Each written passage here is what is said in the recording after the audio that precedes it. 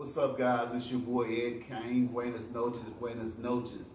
Just wanted to touch on a couple things that people ask me about all the time in regards to traveling. Traveling alone, and do you have to know Spanish? I mean, even if you don't know any Spanish at all, will I be okay? Is it worth taking a risk? Will I be able to have fun in a Spanish-speaking country? A lot of people will tell you, yes, you need to know Spanish. You're going to get taken. You're going to get taken advantage of. You won't have a great experience. You need to know Spanish. It's not that simple. Learning another language is not as easy as people make it seem. They'll tell you that all day long. You know, a lot of the vloggers, I know Spanish. They didn't learn Spanish overnight, and I doubt if they moved to a Spanish-speaking country and just started speaking Spanish right off. You know, unless they lived in America and they lived around Spanish-speaking people. But for myself, I've traveled for a long time. I've traveled by myself the majority of the time. I get up, I go. From the first time I ever did it, was I nervous? Yeah, I was nervous, and I'm not a nervous or scary person, but I'm always aware of my surroundings. I grew up in the inner city. I don't typically trust people, but at the same time, I don't walk around with my guards up, you know, and just afraid at all. I don't think I'm tough at all, but I definitely don't walk around, you know, just afraid, because part of me, I feel like what's going to happen is going to happen regardless. But you can put yourself in situations that can enhance you having issues. I mean, I'll tell anyone, yes, if you know Spanish or if you can learn more Spanish before you travel to a Spanish-speaking country, do it. But honestly, do you have to know it? No. To have a good time? No. Do the things that I did. This is what helped me. I got on Duolingo. The times that I would spend watching sports, going out, watching TV, I would take 2 hours a night. Sometimes I would get up because I enjoyed it so much in the middle of the night, and I get back on Duolingo and take some more classes. And it's free. You can download it in the Apple Store or through the Google Play Store. It's free. I mean, it's right there for you, and it works. You may think it's not working because you're making mistakes or whatnot, but I assure you it works. When you get to the Dominican or wherever you're going, it's going to shock you. You're going to hear things, hear words in Spanish, and it's going to click. You're going to respond and like, damn, I retained that information.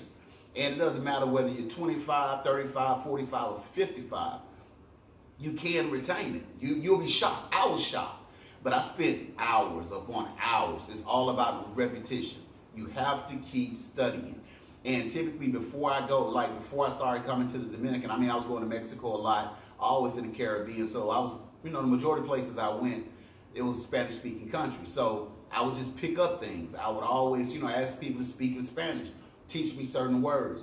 But Duolingo, I cannot stress enough to utilize it. It's free. Go on and start at the beginner's course. Even if you think you know a lot of Spanish, start at the beginner's course and just work your way up.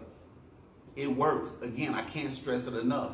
Once you get here or get to a Spanish-speaking country and you're talking, or you're at the store, the supermercado, or just waiting on a public car or whatever, you hear people talk, you'll be able to understand. It'll shock the shit out of you. You will understand. So it's going to help you. And I would say, honestly, I've learned 80% of the Spanish that I know, and I don't know a lot, but I know enough to get me by from Duolingo. And on YouTube, there's a couple people that I follow on YouTube. I can't remember the names. I'm sorry, guys, but I put it in the description box. But 95% of it was Duolingo, and just immersing myself every time I came to the Dominican or to Mexico. Even though Mexican Spanish and Dominican Spanish totally different. Dominicans speak really, really fast, and it's gonna just throw you off or whatever. It's just gonna sound like a lot of just noise. But after you hear it so much, you're gonna start retaining it and understanding it. But can you travel alone? Oh, also, if you know you're coming, write down words that you know you need to know. That's something that I did. I actually created a spreadsheet. Not a spreadsheet, but a Word doc. Hola. I mean, these words I already knew, but I still wrote them down. Hola, good morning, buenos dias, hola, hello. Buenos dias, buenas tardes, buenas noches, como te llamas, what's your name, mucho gusto, nice to meet you. I mean, just certain things. If you know that you're gonna go catch a car and you need directions on going somewhere, go on Duolingo or go on Google Translate and type that in. Put it on the Word doc so you have it and start studying. Those major phrases and words, you'll need them. So just start studying them. Anything that you can think of that you know that you'll use on a day-to-day basis, just go ahead and start studying it. Go to Google Translate. Translate the actual word or the phrase and put it in a Word doc. It helps, I'm telling you. And then you just look over it. 3 weeks, a month before you leave, just start looking over those words. How much does it cost to get here? Where's the nearest supermarket? What is your name? Hello. Anything you can think of that you will use on a day-to-day basis. How much does that cost? That's a big one. How much does that cost? Will you get taken by here as an American or as a foreigner? Yes, it's going to happen. For the majority of us, it may be only a couple dollars, but it will add up over time, so you definitely need to pay attention to it. But it's going to happen. That's just the nature of the beast. It's going to happen, so you just take that little L. It's not going to be major. The biggest thing you need to learn more than Spanish, currency conversion. How to convert the DOP to USD, to US dollars, and vice versa. That's what you need to learn more than anything else. The dollar is almighty. The peso, you need to know what that conversion is. Because when you're in the process of buying something at the store, in a public car, taxi, everything's moving fast. You need to know what 100 pesos is to US, 200 pesos is to US. You need to know. That's more important to me than knowing Spanish right off. I would honestly learn the money before I try to just dive into really deep about the actual language. Yes, you need to know the language, but to me, the money. Money is the root. You got to have it. You got to know it. You don't want to lose it. So that's the big thing. The majority of Americans or foreigners that come to the Dominican or other countries, the biggest thing is with their money. They lose money because they don't know how the currency exchange is. Yeah, it's 49 or 50 to 1, but when you're in the process of handling business, it's moving so fast that you're like, here, and they're rushing you because they're knowing that you're going to mess up. And they're knowing that the majority of people, $2 or $3 is not going to bother you. And it won't bother you. Like, hey, I just gave a donation, no issues. But it will add up. Can you travel alone? Yes. Pay attention. Just like traveling in the U.S. to Chicago, Dallas, Houston, L.A., New Orleans, it's all the same. People that travel from foreign countries to the U.S., they have the same words. So yes, you should have the same words. Be smart.